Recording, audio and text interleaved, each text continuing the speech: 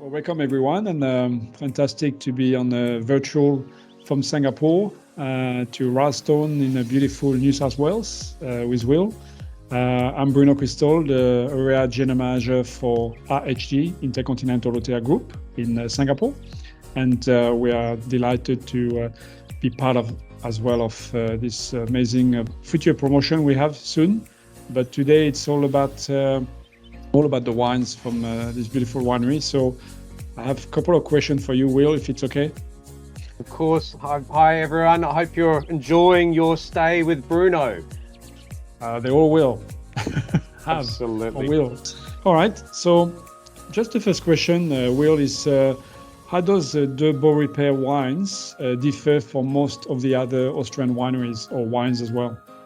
It's a great question, Bruno.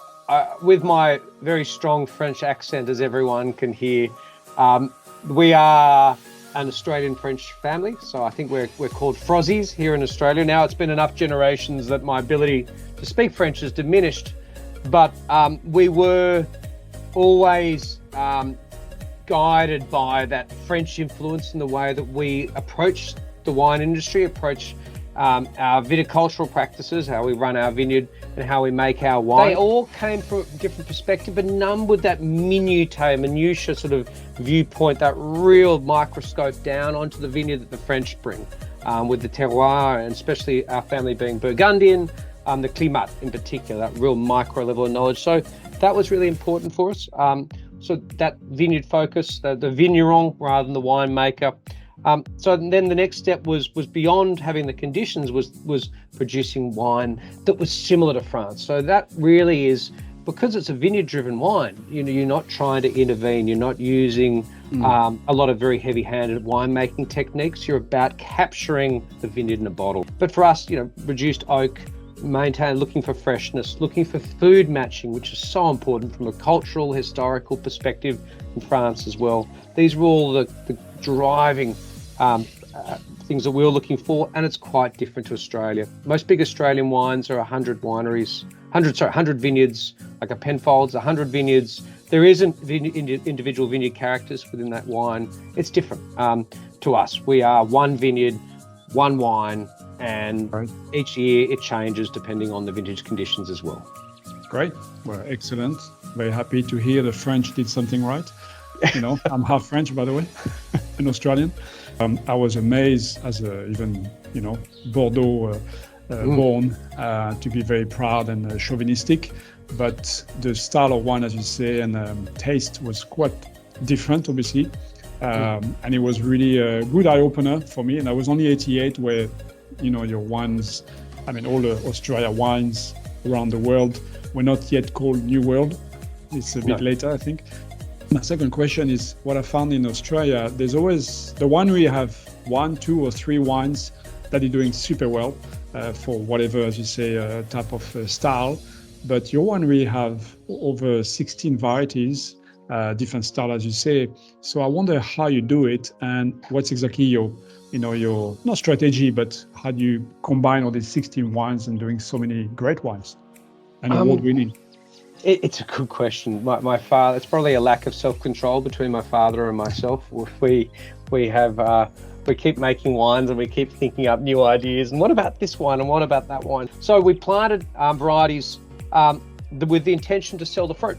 So we planted varieties back in the 90s where Australia was still very much, rising as as informative premium wine production in the 90s. We were a fortified wine producer for England back, 1960s and before, and gradually into premium production of wine. And there's only some varieties, Semillon from the Hunter Valley, McLaren Vale, and Coonawarra Cabernets, Barossa Shiraz. They were really your benchmark varieties. And so we planted Cabernet, Shiraz, Semillon, varieties that we knew other wineries wanted, and they were going to form the backbone to our cash flow, which enabled us to then gradually leverage into the Burgundy varieties of Chardonnay and Pinot. But in that process, we discovered that each of those varieties was able to produce something quite magical. We seemed to win awards across the range, and so what started as effectively grape sales driven diversity, to create some revenue, to sort of keep us in a business sense, enabled us to experiment and discover and make these wonderful wines.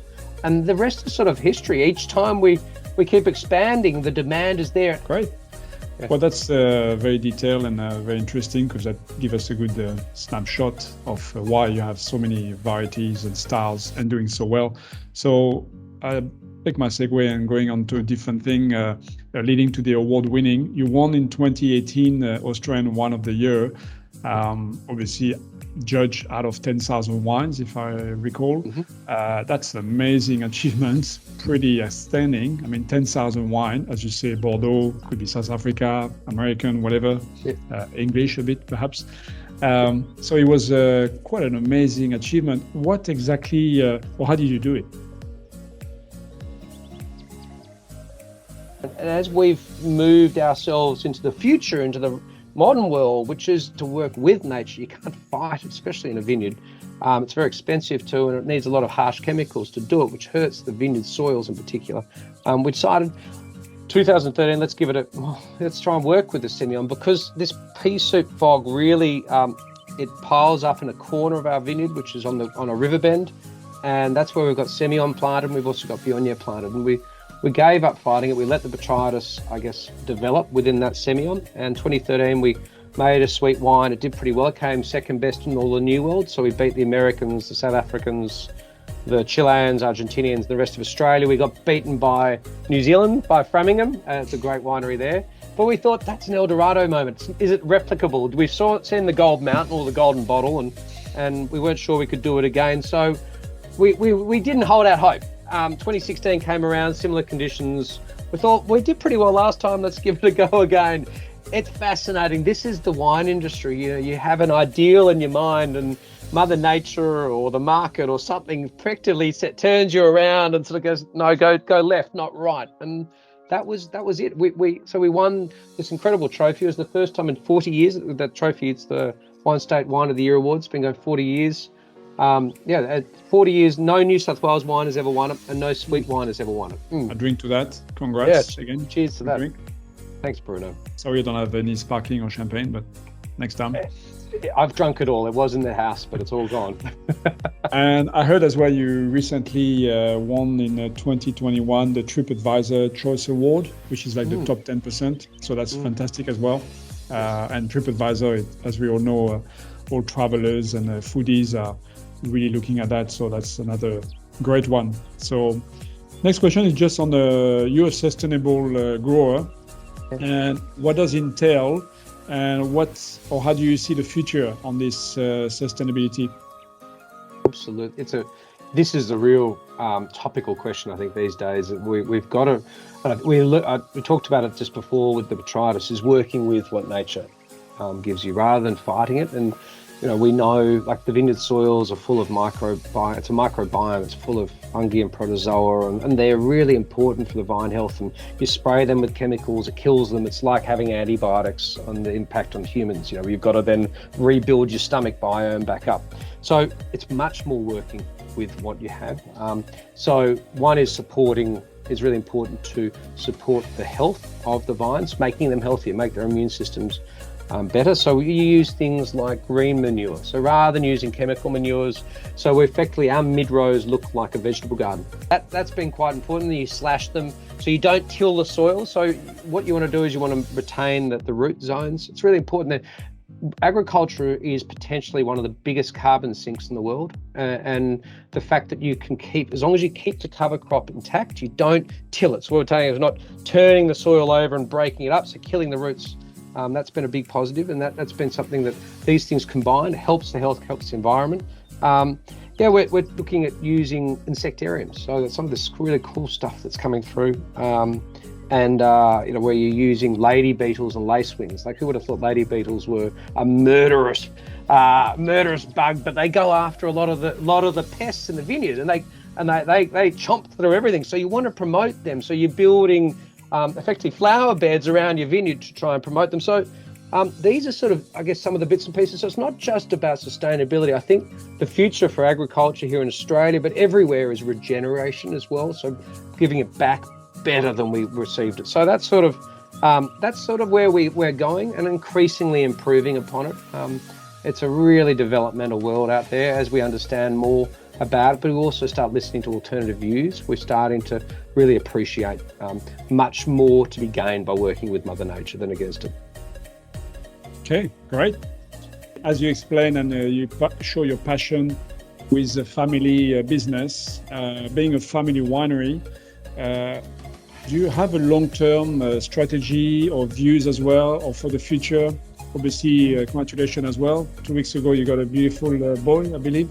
A little girl. Girl, sorry, new baby. Father of girls, so new baby. So welcome to her, and that's fantastic. So, how do you see the future in that? And are you going to be on Netflix with a documentary on a family winery? Who knows? So my sister and I are both very actively involved. We've both returned to the business in the last, 6-7 years. It feels like last year, but that's just that much that's gone on.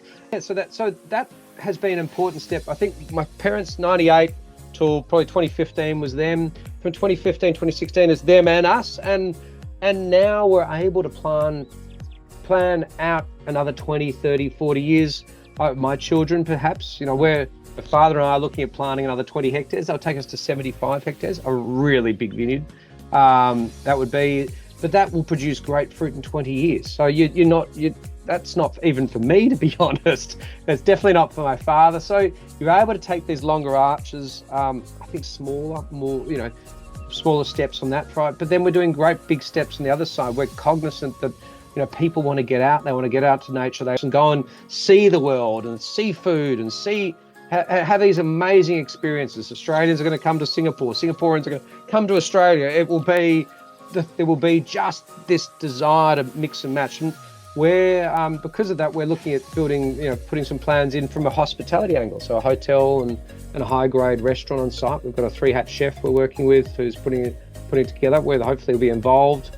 And so we're looking constantly at the future. We're not standing still. And if anything, this whole process has said innovation and forward direction is critical for survival and not just success.